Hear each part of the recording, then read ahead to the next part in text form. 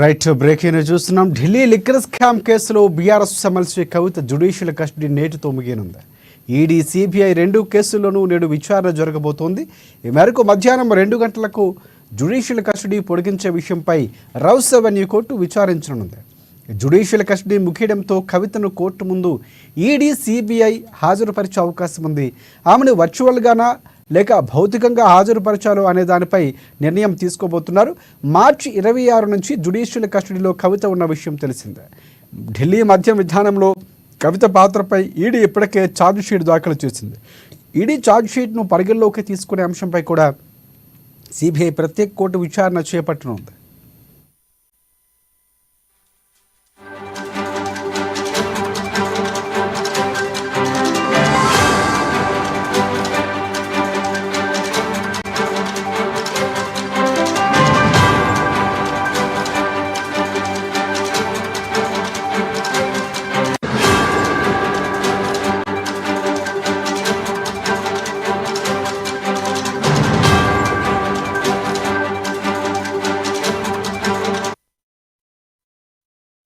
ఇక Delhi liquor scam కేసులో గతంలో జ్యుడిషియల్ కస్టడీ ముగిసినప్పటికీ మే 20వ తేదీ వరకు పొడిగిస్తూ ఢిల్లీలోని సిబిఐ ప్రత్యేక న్యాయస్థానం రౌస్ అవెన్యూ కోర్టు నిర్ణయం తీసుకుంది. ఈ మేరకు కవితకు మరో 14 రోజుల పాటు జ్యుడిషియల్ కస్టడీ పొడిగించాలని కోర్టును ఈడీ కోరింది. 8000 పేజీలతో కూడిన ఛార్జ్షీట్ దాఖలు చేస్తామని ఈడీ తెలిపింది. దీంతో జ్యుడిషియల్ కస్టడీని పొడిగిస్తూ కోర్టు నిర్ణయం తీసుకుంది. ఈడీ దాఖలు చేసిన సప్లిమెంటరీ ఛార్జ్షీట్ పరిగణలోకి తీసుకునే అంశంపై కూడా మే 20న విచారణ జరుపుతామని రౌస్ అవెన్యూ కోర్టు పేర్కొంది. ఇక దీనికి సంబంధించి పూర్తి అప్డేట్స్ అందించేందుకు హైదరాబాద్ బ్యూరో ప్రణయ్ వర్మ మనకి ఫోన్ లైన్లో సిద్ధంగా ఉన్నారు. ఎస్ ప్రణయ్, చెప్పండి, కవిత లిక్కర్ స్కామ్కి సంబంధించి అప్డేట్స్ ఏంటి, పూర్తిగా ఈరోజు ఎలా జరగబోతుంది? Thank you Rajasekhar. Delhi liquor scam కి సంబంధించిన విషయం మనందరికీ తెలిసిందే. ఢిల్లీ లిక్కర్ స్కామ్ కేసులో బీఆర్ఎస్ ఎమ్మెల్సీ కవిత జ్యుడిషియల్ కస్టడీ నేటితో మిగబోతా ఉంది. ఈడీ, సిబిఐ రెండు కేసుల్లో కూడా నేడు విచారణ జరగనుంది. ఈ మేరకు ఈ రోజు మధ్యాహ్నం 2 గంటలకు జ్యుడిషియల్ కస్టడీ పొడిగించే విషయంపై రౌస్ అవెన్యూ కోర్టులో విచారణ జరగనుంది. జ్యుడిషియల్ కస్టడీకి సంబంధించి ముగియడంతో కోర్టు ముందు హాజరుపరచనున్నారు. ఈడీ, సిబిఐ కవితను ఈ రోజు మధ్యాహ్నం హాజరుపరుస్తున్నారు. అయితే ఈ మేరకు వర్చువల్ గా కానీ లేదా భౌతికంగా కానీ ఆమెను హాజరుపరిచేటువంటి అవకాశాలను దీనిపై నిర్ణయం తీసుకోనున్నారు.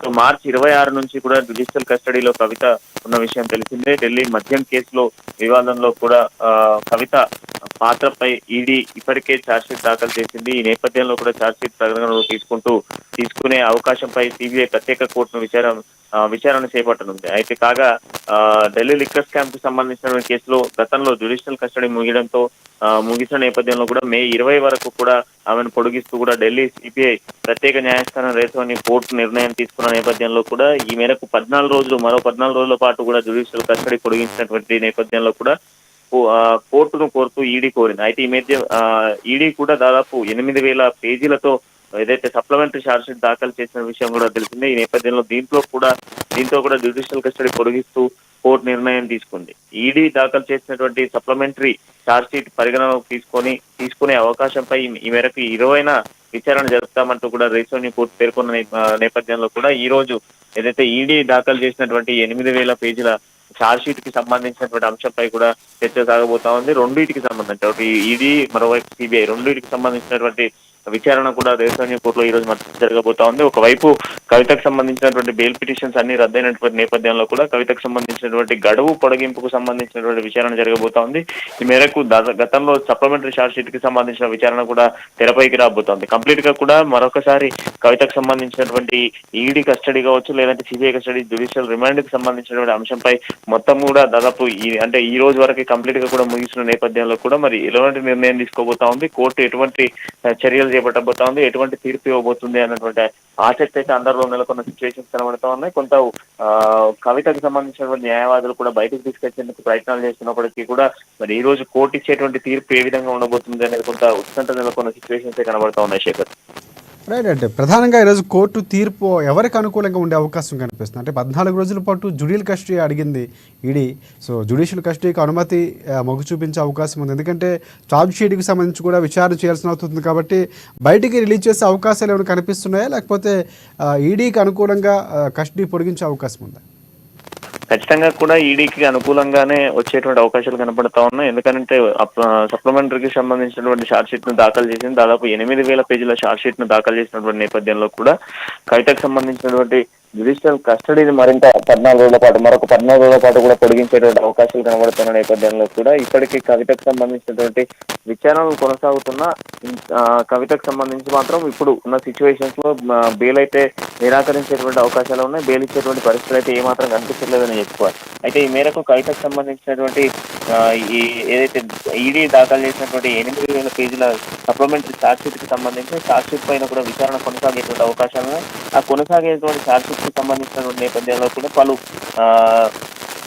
ఏదైతే ఎంక్వైరీలో ఏదో కంప్లీట్ గా కూడా దానికి సంబంధించిన విచారణ చేపట్టేటువంటి అవకాశాలు ఉన్నాయి కనుక ఆ విచారణ కూడా చేపట్టిన తర్వాతే కవితకు సంబంధించినటువంటి బెయిల్ మంజూరు చేసేటువంటి అవకాశాలు కనబడుతున్నాయి. ఖచ్చితంగా కూడా మరొక 14 రోజుల పాటు కూడా కవితకు సంబంధించినటువంటి ఈడీ కస్టడీ పొడిగించేటువంటి అవకాశాలే జ్యుడిషియల్ రిమాండ్ పొడిగించేటువంటి అవకాశాలు ఎక్కువ శాతం కనబడతా ఉన్నాయి. శేఖర్ రైట్, ఇంకోటి అంటే ఆమెని గతంలో కూడా కోర్టుకు హాజరుపరిచేటప్పుడు నన్ను భౌతికంగా అంటే మాన్యువల్గానే నేను వస్తాను, కొంతవరకు కూడా కుటుంబ సభ్యులు కలిసే అవకాశం ఉంటుంది కాబట్టి సో వర్చువల్ విధానం ఆన్లైన్ విధానంలో వద్దని చెప్పినటువంటి పరిస్థితి. సో ఈరోజు ఎలా వచ్చే అవకాశం ఏమైనా ఇంతవరకు అప్డేట్స్ ఉన్నాయి మనకి?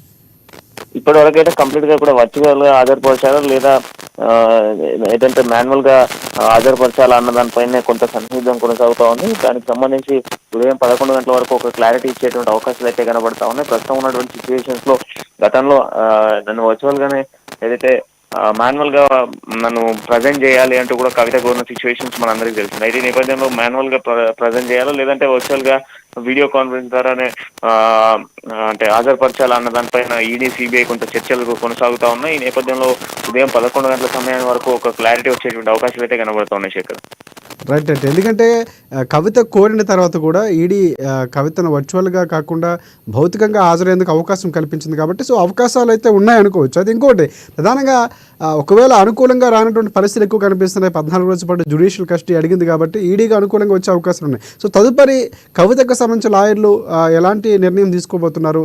ప్రొసీడింగ్స్ అంటే చట్టపరంగా ఎలాంటి చర్యలతో ముందుకెళ్ళబోతున్నారు? శేఖర్, ఈ రోజు వచ్చేటువంటి తీర్పుతోని కవితకు సంబంధించినటువంటి న్యాయవాదులు కంప్లీట్ గా కూడా ఏదైతే సుప్రీంకోర్టును ఆశ్రయించేటువంటి దిశగానే ప్రయత్నాలు కొనసాగిస్తా ఉన్నారు. గతంలో కూడా బీఆర్ఎస్ కు సంబంధించిన నేతలు కవితకు భరోసాగా వెళ్లి కవితను కలవడం జరిగింది. ఏదైతే బాల్క సుమన్ తో పాటుగా ఆర్ఎస్ ప్రవీణ్ కుమార్ కూడా ఢిల్లీ ఏదైతే తిహార్ జైల్లో ఉన్నటువంటి కవితను కలిసి ఆమెతో మాట్లాడిన సిచ్యువేషన్ మనందరికీ తెలిసిందే. సో ఖచ్చితంగా కూడా ఢిల్లీలో ఉన్నటువంటి సుప్రీంకోర్టును ఆశ్రయిస్తామంటూ కూడా కవితకు సంబంధించిన న్యాయవాదులు చెప్తా ఉన్నారు. ఒకవేళ ఈ రోజు ఇచ్చేటువంటి తీర్పును బేస్ చేసుకొని కవితకు సంబంధించినటువంటి న్యాయవాదులు ఢిల్లీ సుప్రీంకోర్టును ఆశ్రయించేటువంటి అవకాశం క్షుణ్ణంగా కనబడతా ఉంది. ఈ నేపథ్యంలో కంప్లీట్ గా కూడా ఒక 14 రోజుల పాటు రిమాండ్ అయితే పొడిగించేటువంటి అవకాశాలు అయితే క్షుణ్ణంగా కనిపిస్తా ఉన్నాయి. చేత right right, thanks for updates Pranay.